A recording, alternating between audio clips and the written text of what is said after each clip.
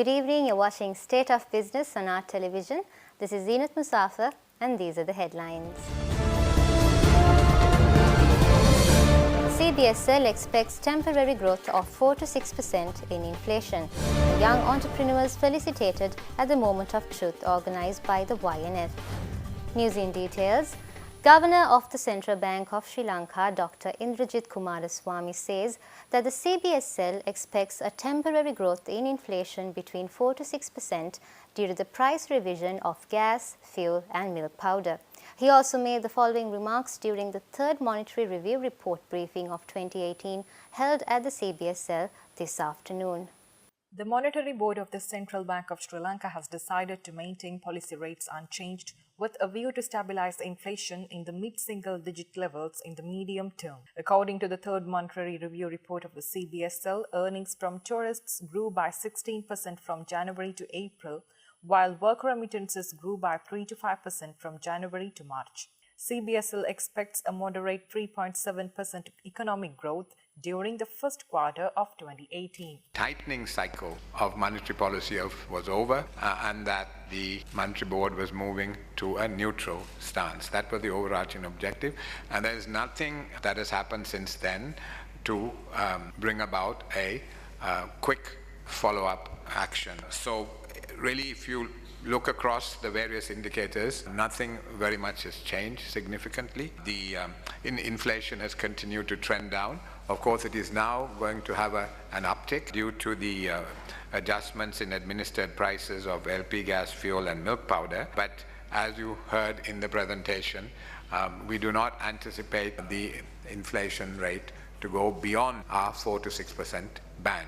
It may challenge the upper bound of the band around July, but we don't anticipate that it will go above it for very long at all, and it will start trending down in the second half of the year.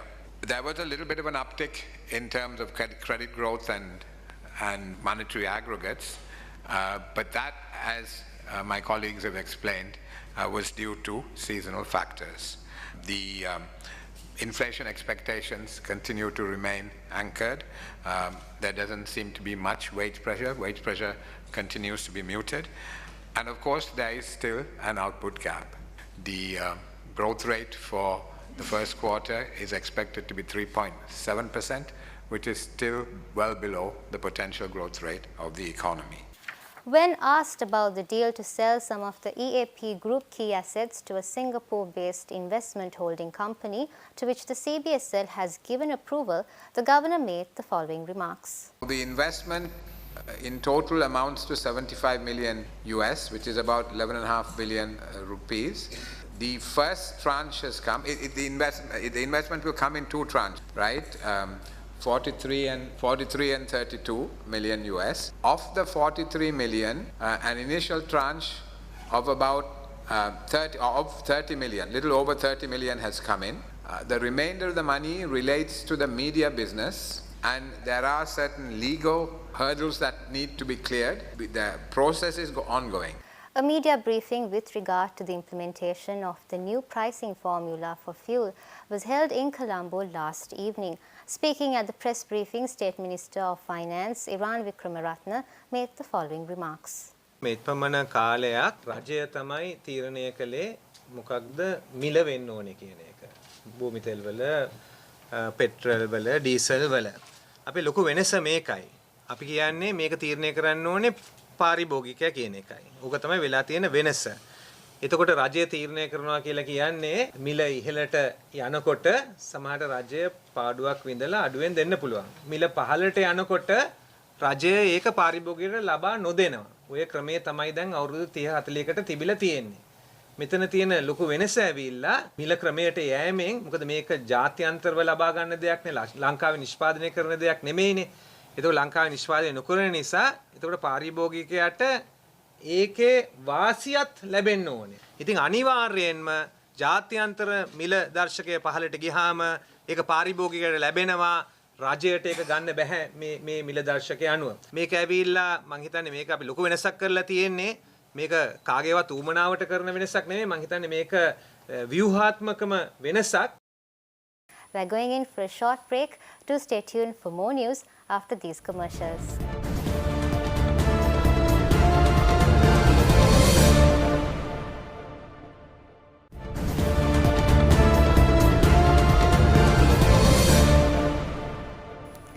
Welcome back.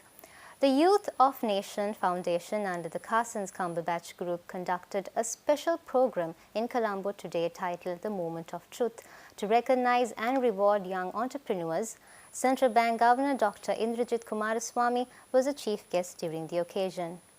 During the event, 10 beneficiaries under the YNF's extensive training and support program were felicitated before the Central Bank Governor and Netherlands Ambassador to Sri Lanka, Johan Dunewald. YNF adopts a long-term view to develop skills amongst youth to support entrepreneurship and facilitate them with vocational training programs with the broader objective of promoting sustainable socio-economic development in Sri Lanka. Speaking at the event, the Central Bank Governor Dr. Indrajit Kumaraswamy highlighted the importance of promoting rural entrepreneurs who generate non-farm based economic activity and employment.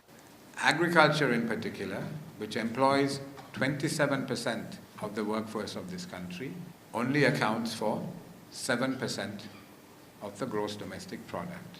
So by and large, we have a low productivity, low income agriculture. Now what we need to do is to transform that agriculture by having modern cultivation practices, high yielding varieties of seeds. We need to reform some of the archaic laws that we have, which is holding back agricultural development. So agriculture needs transformation. But agriculture alone is not enough, because at the moment 27% of the people, as I said, work in agriculture.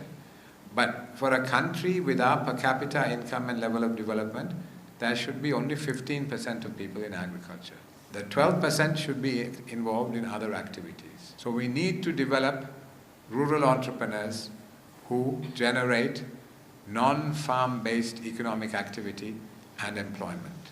And I think this program is particularly strong because it's not just a question of just giving people money, but there is a support framework that is available for them, which helps to mentor them, which helps them to gain financial skills, which helps them to acquire the business acumen that's necessary to run a successful business.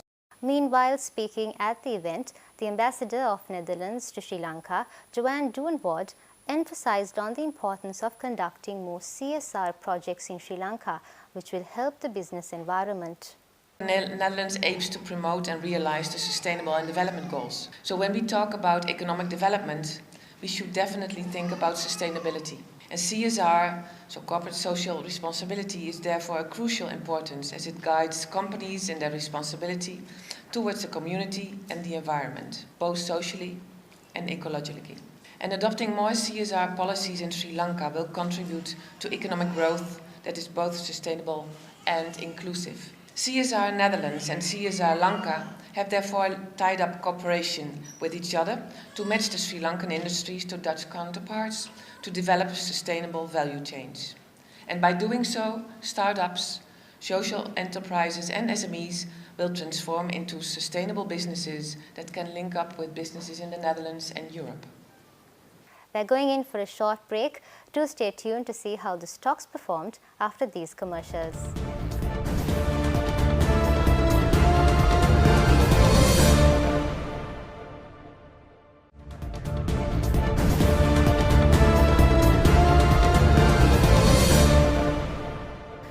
Welcome back. Trading at Colombo Stock Exchange ended on a negative note today. The all-share price index dropped 0.84 points to close at 6,478.87, and the S&P SL20 dropped 3.75 points to close at 3,622.11. The turnover was 769.4 million rupees and 23.8 million shares were traded. Next is Forex rates.